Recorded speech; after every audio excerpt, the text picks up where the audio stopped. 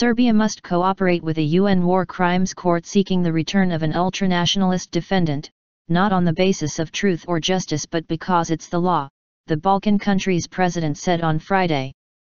The remarks by President Tomislav Nikolic underscored the disdain many Serbs feel for the Hague-based tribunal, which released firebrand politician Vojislav Seselj in November on grounds of ill health only to demand his return this week. Nikolic was Seselj's right-hand man during the war years of Yugoslavia's collapse in the 1990s, when both men were disciples of a Greater Serbia ideology. But both Nikolic and Prime Minister Aleksandar Vucic, another former Seselj ally, turned their backs on him in 2008 when they pushed instead for Serbia's Western integration.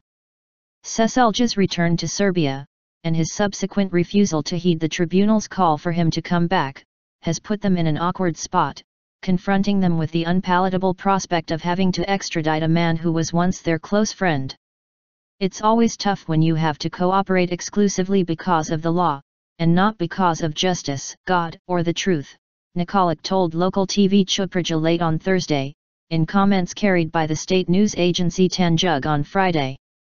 The president also warned the media to keep its distance, echoing an often hostile tone used by officials in Serbia's conservative government towards its press critics. The media shouldn't be meddling in this, because they'll only make things worse. I know who's on which side. And I can tell you honestly, none of them is on the side of Seselj. They want to use any opportunity to bring down the government, he said. Serbian cooperation with the UN Tribunal for the former Yugoslavia has long been a key condition of the country's closer integration with the European Union.